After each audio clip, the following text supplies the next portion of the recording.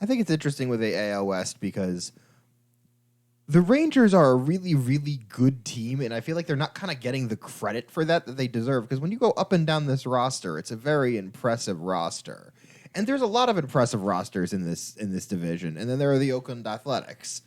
And the Angels, right. It's a very interesting. Well, the Angels at least have like some good players. No, they have good player. Good player, true. They have good player. Actually, I did that when I went in. It's like who else in the Angels would I pick? But let's start with the defending champions at least, because I was thinking as you're saying it, going, I'm guilty of it too. I don't give this team the credit that I should, and they're loaded. And we talked about that in our AL East preview. I think in AL Central preview that this team has basically three areas, right? The bench is good, the bullpen's good, well, even the starting pitching, 4 areas, starting pitching and hitters, they're all above average. Right, and I think when you the strength of this team and the reason why I think they're going to be, have a good year is when you look at this lineup top to bottom, it's a really good lineup. They can mash. They can hit. Every guy in this lineup can hit. Every guy in this lineup can hit for power, and they're young. Probably their biggest weakness as a lineup is that they don't steal a ton of bases, but when you have all of these guys that can hit for power, your only thing that you kind of worry about is that they're a team that doesn't get on base a ton. Well, and that's because they hit the ball over the fence so much. Right. I think you're at that point, yeah. So as long as they hit for power, they're going to be fine, and they're going to hit for power. So I think when you look at it, obviously their combination up the middle with Marcus Semien and Corey Seager is the best in baseball. Yeah. And Jeremy Pena and Jose Altuve eat your hearts out because you're not in that category with these guys. No. And Seager, he's a little dinged up right now, but he's probably one season away from being considered the best, one of the best player in baseball possibly. I think he's almost underrated there. I think he is a little underrated. Interestingly, we go from that to a guy that might get a little overrated this season due to his postseason heroics in Adolis Garcia. Not that he's not going to have an unbelievable season this year, but I think expectations might be a little sky high for him coming off of his postseason. But, you're going to get a full season of Evan Carter this year, and he'll be a rookie, so he'll be in the running for the Rookie of the Year because he didn't quite qualify last year. And with him in the lineup and Josh Young, who was injured for part of last year, but I think you were pointing it out before we got on air. He was an all-star. Had a great season. So now you're 6 deep in the lineup, and we 5 deep. We haven't even talked about Nate Lau or Jonah Heim. Right. Jonah Heim had a terrific season as well. So, and they're going to throw in the rookie Wyatt Langford, maybe mix him in a little bit this year, and even Leody Taveras. Is a really good ball player who no one will know is even on the Rangers because of all the other stars. Right, exactly. he is truly the forgotten guy on this roster. So I don't know how you navigate. To him. How do you navigate that lineup if you're a starting pitcher going, And what a team like that will give this Ranger team a strength going into this season is their ability to not give up series. That when you have a lineup like this, it's really tough for teams to take series off for you, and it's especially tough for you to get swept because it's unlikely that your offense just kind of goes into a tank for 3 games and you just don't score any runs. So I think I said all the units were slightly above or are above average, more than that. And I think if you wanted to ding them in one area, if you're going to get the Rangers, I think you got to get them early because with DeGrom still not pitching and Scherzer not necessarily coming back 100%. Well, both early in the season and early in the game because when you get it to back in that bullpen, it's a good bullpen they've got.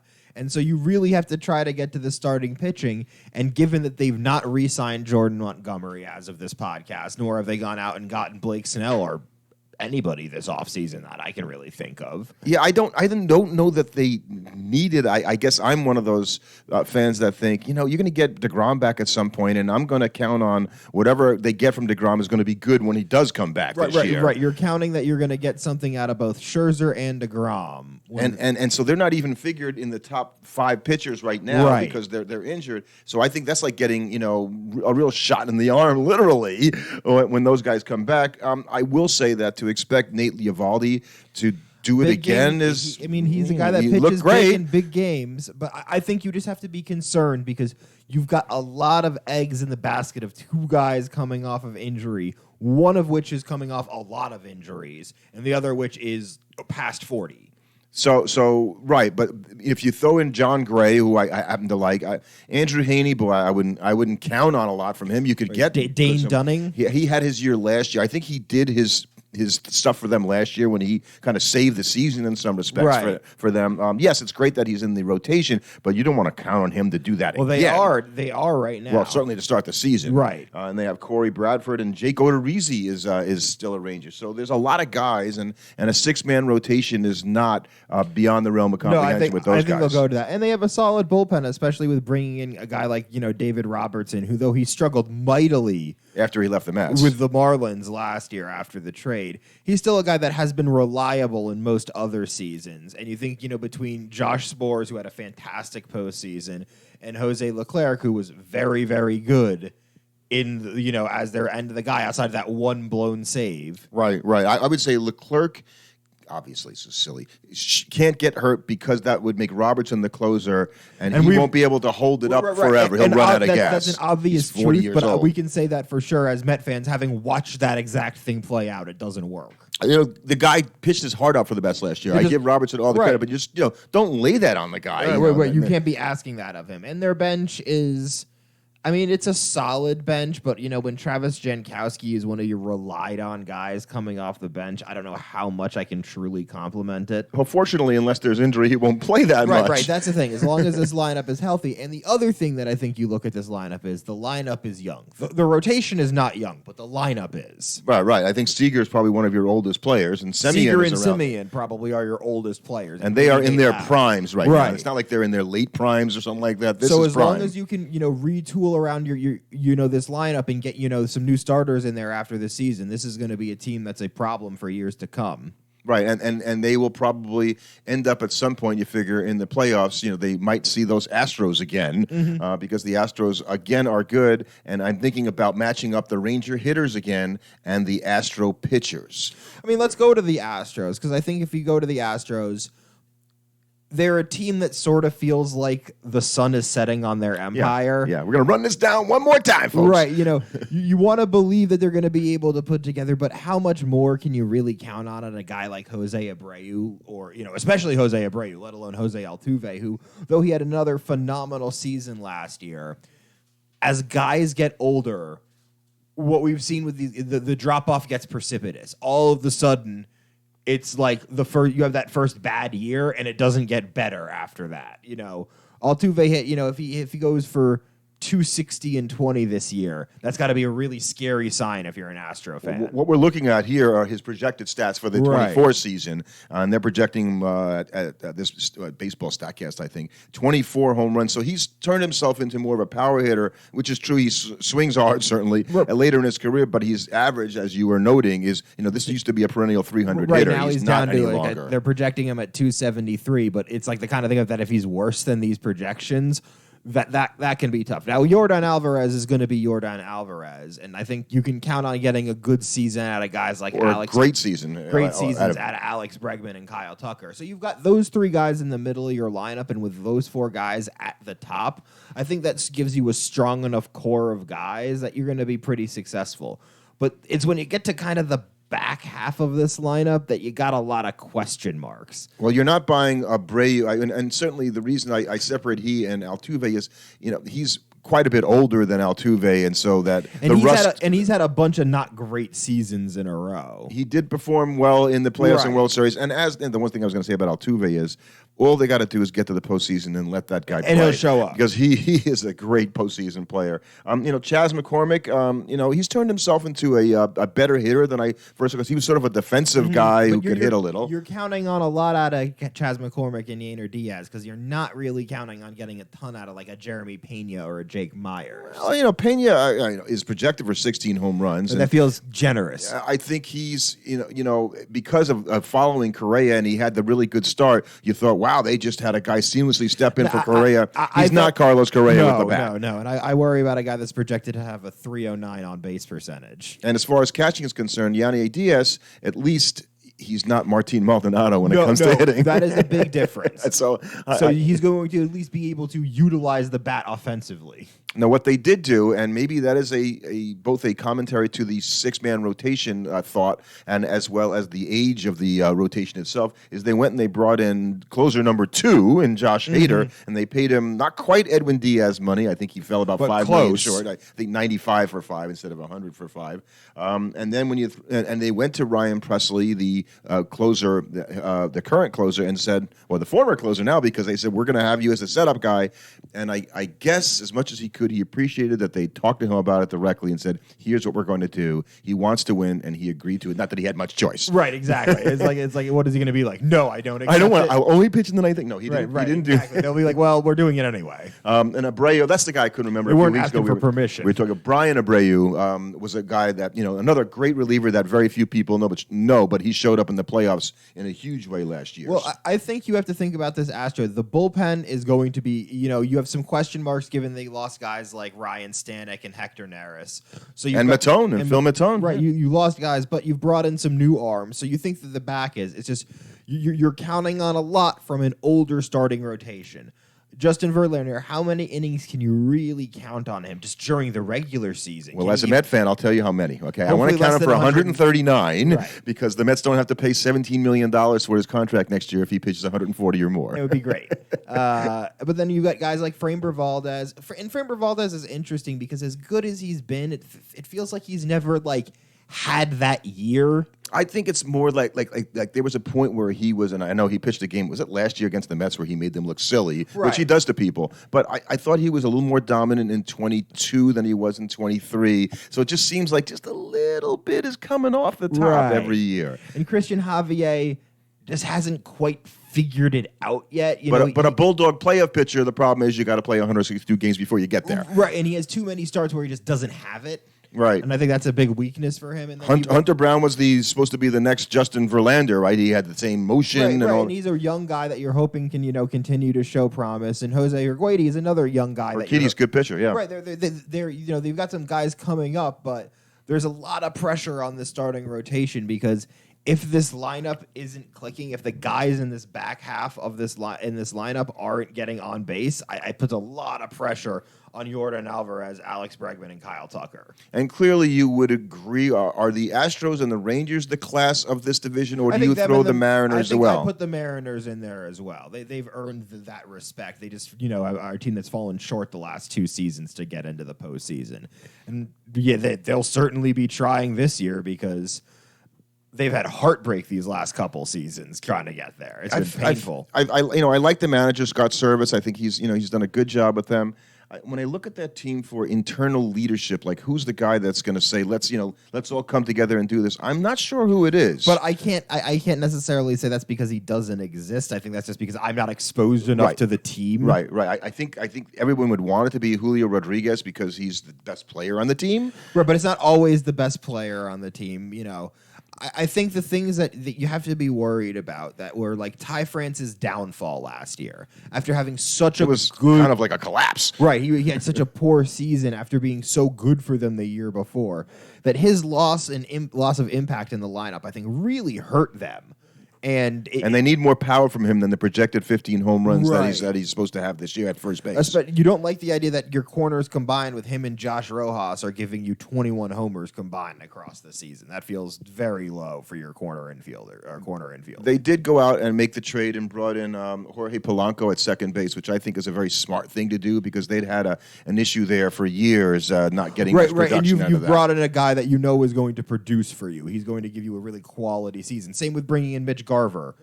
Yes, I like that player too. Right, yeah. He's going to, as a DH, you love having him as your DH, especially as a team that has a guy like Cal Raleigh as your catcher who gives you get more than you get from your average catcher on a team. I'd say outside of Salvador Perez, and I don't even know if I'd say that this year, Cal Raleigh is the best home run hitting catcher in the American League. Right. Still better than Rutschman, I think. I think so. And Rutschman might be a better overall hitter. Right, and there's just not a lot of them in major leagues. And they also went and got Mitch Haniger, who they're coping on in the two Mitches. They got the two Mitches, Mitch Garver and Mitch Haniger. So I think they've got a lineup that, again, it kind of feels like the Rangers are just not quite as good. It's like a step back. It's like the same kind of idea as the Rangers, where top to bottom, they're actually a very solid lineup. It's just they're not quite as solid or as good as the Rangers, I think, if you're looking 1 through 9. But to counteract that, I think that I will go out and as much as I've always liked the Astros starting pitcher, I think the Mariners on paper are better. Well, I think when you've got the three-headed quote-unquote monster that they have going on at the top of their rotation with Luis Castillo, Logan Gilbert, and George Kirby, there's not a lot of teams that can boast 3 guys like that can win consistently and dominate games. And that really puts a lot of pressure, I think, on opposing teams, because there's not a lot of guys that can do that or that are going to average, sub 4 ERAs. You're going to have 3 starting pitchers that are projected to do that. And I think Bryce Miller comes over from the Braves, I think it's where he was. I want to say so, yeah. And so he's going to slot 4. And Brian Moo, who's been there a little while, is going to slot 5 for them, at least right now. And the other thing that they have is you have 3 guys at the top of the rotation, barring injury. They're going to throw innings. It's funny you say that, because I was just thinking the same thing, going, well, the good thing about these guys is over the past few years, they've thrown a lot of innings. They've been reliable, and I wonder if they're going to get hurt because they've thrown a lot of innings. You always have to be afraid of that they've been reliable, so they're, in a sense, due for an injury. Have they pitched more innings over the past 2 or 3 years than other staffs? That kind of a thing. They've been reliable, so you got to hope that continues for the Mariners. It's just, how good are they going to be in their bullpen this year, because that was such a strength for them these past couple seasons,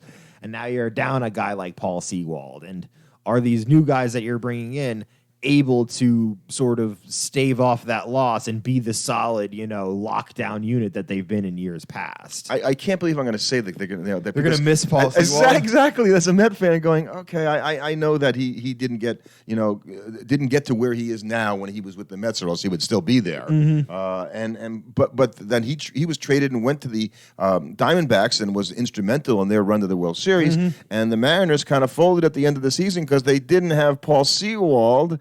And what did they do in terms of the bullpen?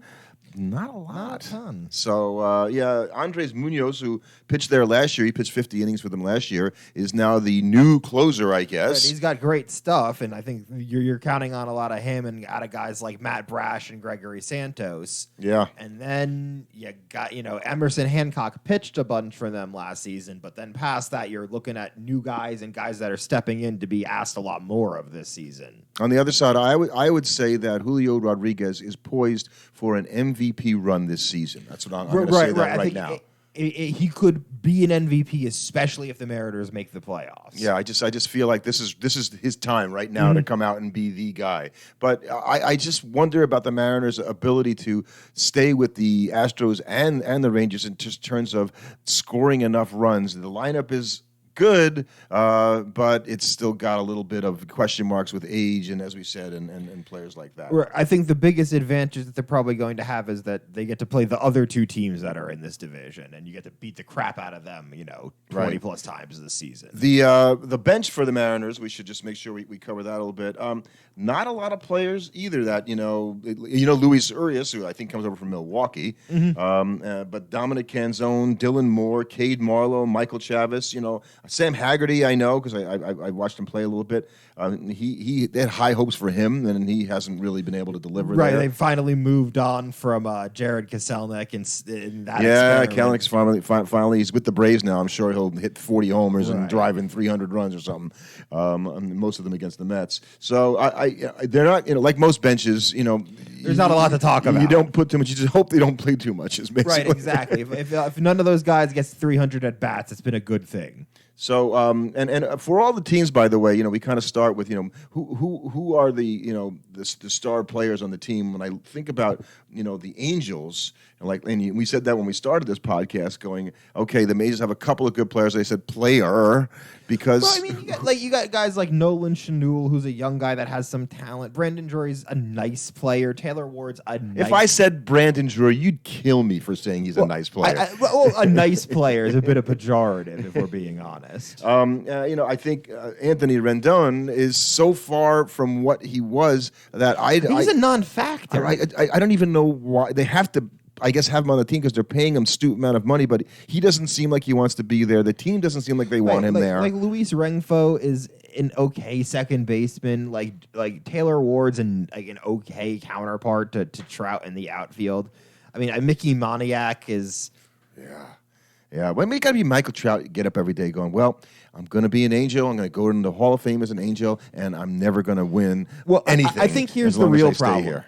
We've been talking about this like the lineup. We haven't even gotten to the pitching. I was wondering. I was kind of waiting. Okay, so now here's the good thing. I was going to say the strong start part of their team. We just their lineup, right? Now we get to the pitching. I mean, I take it we're both not Reed Detmer fans. No, well, he's their number one, right? Right. Griffin Canning, who has kind of bounced around a little bit. They like Patrick Sandoval's arm. I don't think that gets controlled too much. And now he's going to have a chance to pitch. Right. He's gonna get the run this year. Tyler Anderson's the former Brave, right? Been a guy that's had the idea of talent, but he too has never put it together in a season. And the other starter listed in the depth chart is Chase Silseth, who I don't really know very much about at all. That's bad on me. And they went out and they brought in, and now that I think of it, they brought in Robert Stevenson from the Padres to play to be their setup guy. Right. Okay, so that was the big offseason deal. So the closer, however, is Carlos Estevez. The big offseason deal was they didn't get rid of Mike Trout. Yeah. The big offseason deal was losing Shohei Ohtani, obviously, when they really think about it. And they've got a bunch of pitchers out there. Even Zach Plesac, who's not a starter. Matt Moore out of the bullpen. These are starter guys and now Adam that are. Simber. Moore's been a reliever for a while, but right, they have all these guys that have had some success, but it's been a while. I mean, are we not loving, Aaron Hicks off the bench or Miguel Sano or Hunter Dozier? And Joe Adell, who's, they loved a few years ago and not so much now. So, yeah, I said, what are the strengths of the Angels? It's Mike Trout. What are the weaknesses? That they play baseball. Pretty much. And that puts them ahead, though. Well, I said their strength is they're not the Oakland Athletics. Correct. That puts them ahead of the other team. Right. And with every other team, we've tried to maintain an air of positivity, maybe the Angels notwithstanding. There is no positivity for the Oakland Athletics this season. Probably the biggest negative for them is they have to get up every day and play baseball because it is going to, I don't know who is really fans of this team right now. I guess that's a good thing is that nobody's going to be at these games to watch the product that's on the field because it is brutal. Yeah. Yeah, so we didn't mention, by the way, with the Angels that Ron Washington, that was actually their big offseason, was bringing in Ron Washington to manage the team because they didn't have any players they could go and get. Sacrificial lamb that is Ron Washington. But the A's, and I checked that before the peg, so the A's are scheduled this season to play all of their games in the Oakland Coliseum. It's next year. They go into purgatory when they're anywhere. Who's going to go to the Coliseum to watch this team play games? Especially, if you're an Oakland Athletic fan, would you go to watch these games? And if you're a player on that team, and they've got players on the team that have been there for a number of years that have seen some bad times, but this is going to be worse than what they've seen before. And I have to say, it's got to be hard for for players to maintain the focus and the drive to work and hone your craft. When people aren't even coming to show up and watch you play. To expect that it has no impact on performance. Right. And everybody thinks you're going to be terrible. Nobody's expecting anything from you. So why even care? I can totally see why it would be so difficult for a team like this. And I can't imagine the difficulty managing a team like this. Mark Kotsay is the other sacrificial lamb where there. You're basically being thrown to the wolves because you're given no resources and nobody wants to give you a chance. The only thing is, let's say the A's can come out and they win 5 of their first 10 games. That's going to be they're revamped. Right. That could help just that. And even if they then end up playing badly the rest of the year, the pervasive cloud of what happened last year where they were so bad out of the gate, that just must make it so hard for you. Even if you play better throughout the season, the prevailing narrative the entire year is about how much you stink. And it's so hard for them, right? Because what are you playing for? Are you playing for next year, 2 years from now, 3 years from now? If you're guys like Brent Rooker and Seth Brown, you're playing to be traded. You're playing for some team to try and trade for you or to sign them when you can become a free agent. And I heard Brent Rooker interviewed on Sirius not long ago and with Steve Phillips and Eduardo Perez. And he's just got the right attitude, and he was very honest about the situation there and what's going on, and the craft, the work ethic that he has to go out there and put every day is just to ignore all the stuff, don't listen to it, go out there, pitcher, me hitting, play baseball, do it to the best of your ability, and I can't control anything else. What else could you do? I think that this is the kind of team where for you to really be successful, you're going to have to be a guy that truly loves the game of baseball. If you're somebody that's doing this as a Well, you like being paid, too. Well, no, but I think it's a lot. If you like being paid, especially if you're a guy that's maybe not going to get another big contract, it's going to be so easy to phone it in for this team. I don't know. None of the A's really, and maybe Rooker's the only one who gets a little bit of money. Maybe Seth Brown. But Seth Brown, he's just been there a while. I don't think he's getting paid very much. But I think all these guys, if nothing else, they know that they are expendable. Right, because as the old saying goes, we could lose 100 games without any of these guys. The true expendable guys are the guys in the rotation and bullpen. Those guys are going to be thrown to the wolves this season. And I think that was one of the things that was brutal if you were an Athletic fan last year, is you had so many guys coming into this lineup that you were like, who is this pitching? Does he have any chance of is he even a major leaguer? Was this just some guy they found on the street and they asked, do you want to play baseball today? I think the pitcher that I think we had him on our fantasy team years ago, Paul Blackburn. Yeah, is a JP Sears is a guy that you would be excited about him if he was on a different team. Maybe you'd think, he has a chance. If he was your number 5 or 6 starter, I think you'd be okay with that. Alex Wood, he's moved around quite a bit, and the lefty with some good stuff, but has never stuck anywhere really. So that just tells you what the teams think of him. Mm-hmm. Ross Stripling came over, and but he's an older pitcher now, so I don't know what they can really count on from here. And with the lineup that they've got out there, it's not like they're going to score runs. They're not getting a lot of run support. Exactly. So they list in the depth chart. They list 8 starting pitchers, which might tell you a lot about where the Oakland A's are, because any one of these guys could be out there. And when you go to the bullpen, it's just basically a bunch of guys.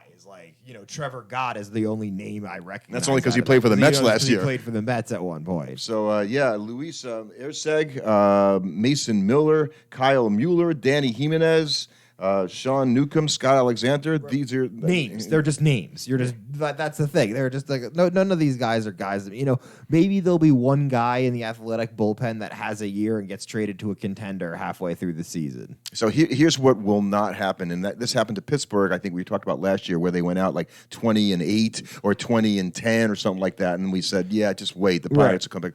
The Oakland A's are not going out 20-8. They're not going out 20-10. No, but it's not possible. But I think the teams at the top of the division could definitely have that kind of start to the season. That could be a big deal for winning the AL West. I think if you're the Athletics, if you're the Astros, if you're the Rangers, if you're the Mariners, getting off to a hot start this season is going to be very important for winning this division. It makes me wonder who is playing the Athletics the beginning of the season and gets them on their schedule to help them get off to that really good start. Who gets a bunch of Angels and Athletics in the month of April? That might be nice. Unless you get you get that one good month the Athletics have, maybe it's in April. And the season starts. This is dropping on Thursday, so it's about 2 weeks before those early games in Korea. Who's going to watch those games? Right. 3:30 in the morning. 3:30 in the morning. They're going to be it's going to be like this weird thing where teams are going to have played games, but nobody will watch them, and then the actual season will start. But if you go to Korea and you lose those games, they still count. They still count.